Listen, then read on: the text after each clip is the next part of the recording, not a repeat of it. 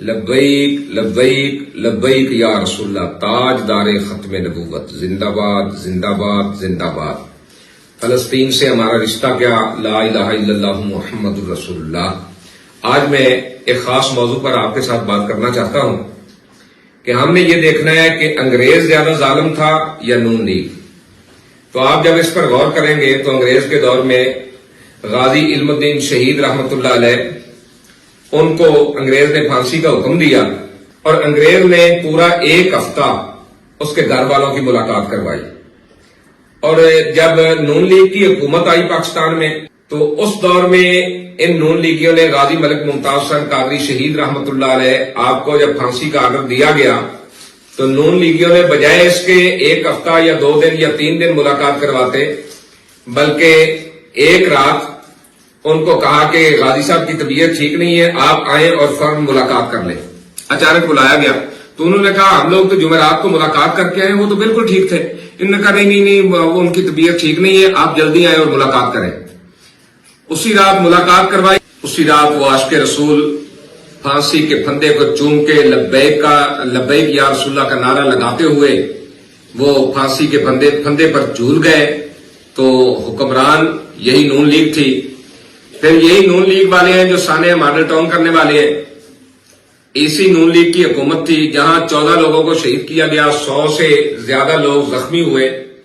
اور پھر اسی نون لیگ کی حکومت میں اذان پر پابندی لگی کہ جی چاروں طرف اذان نہیں ہوگی، ایک ہی سپیکر میں اذان ہوگی۔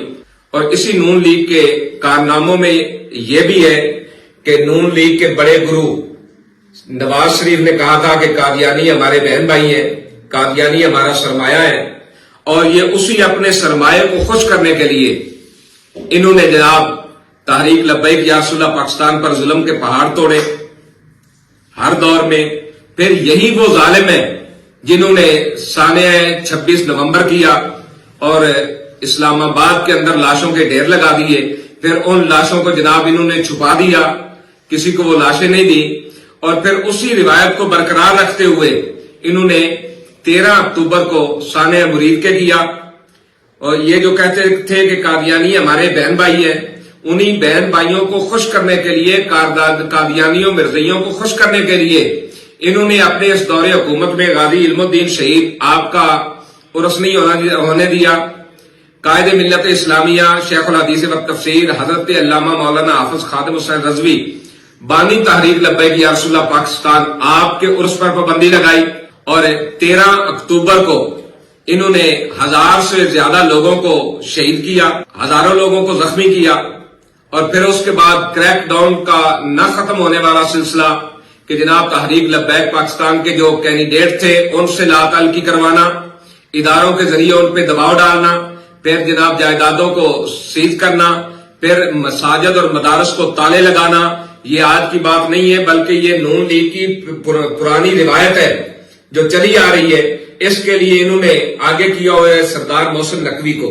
میں سردار محسن نقوی کیوں کہہ رہا ہوں کہ ہمارا علاقہ چونکہ سرداروں والا ہے، تو وہاں اگر کوئی سردار دیکھتا ہے نا کہ یہ نوجوان سر اٹھا رہا ہے، یہ پڑھ رہا ہے، یہ کل میرے لیے مسئلہ بن سکتا ہے، یہ آگے سے بولے گا، سر اٹھائے گا، یا میرے ظلم اور جبر کے سامنے یہ بول سکتا ہے، سردار کیا کرتا ہے کہ جناب ایس ایچ او کو بلایا، اس کو کہا یہ 5000 روپے ہے، اس نوجوان کی طبیعت ذرا صاف کرو۔ وہ اٹھا کے لے جاتے ہیں، خوب اس کی لتر پلیٹ ہوتی ہے، گھر والے بھاگ دوڑ کرتے ہیں لیکن وہ چھوڑتے نہیں ہیں۔ پھر وہ اسی سردار کے قدموں میں جا کے بیٹھتے ہیں، روتے ہیں، پیٹتے ہیں۔ اب سردار جاتا ہے تھانے میں، جا کے اونچا اونچا بولنا شروع کر دیتا ہے، 1-2 مغلظات بکتا ہے، کہتا ہے یہ تو میرا بیٹا ہے، کیوں پکڑا ہے، اس کو چھوڑو۔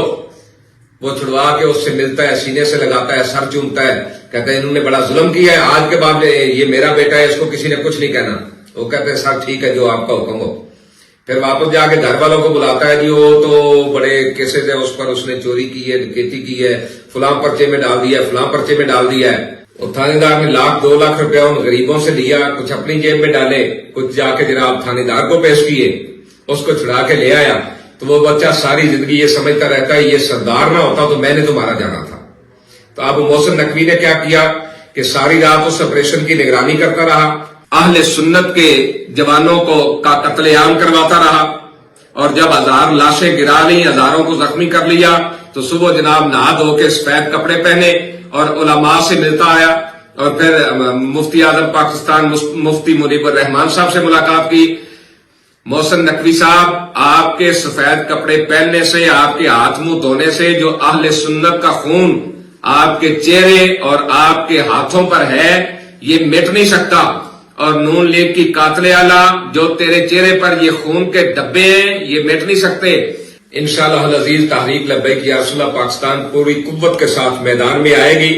جو تم نے سانحہ ماڈل ٹاؤن کیا، سانحہ 26 نومبر کیا، یا تحریک لبیک یا رسول اللہ پاکستان نے جب قائد ملت اسلامیہ علامہ حافظ خادم حسین رضوی نور اللہ مرقدہ آپ کے دور میں فیض آباد پل پر جو 8 لاشیں گرائیں ختم نبوت کے پہرے داروں کی، انشاءاللہ تحریک ان کا بھی بدلہ لے گی. جو 1000 سے اوپر لاشیں مرید کے میں گرائیں، انشاءاللہ العزیز تحریک لبیک یا رسول اللہ پاکستان اس کا بھی بدلہ لے گی. یہ خون تمہارے سر ہے، ان کا انشاءاللہ تمہیں جواب دینا ہوگا. اور مت کوئی سمجھے کہ ہم نے طاقت کے زور پر تحریک لبیک کو دبا لیا ہے. انشاءاللہ تحریک لبیک یا رسول اللہ پاکستان پوری قوت کے ساتھ میدان اول میں موجود ہے، اور ہماری یہ سیاسی پرامن جدوجہد انشاءاللہ جاری و ساری رہے گی. تاجدار ختم نبوت زندہ باد، زندہ باد، زندہ باد.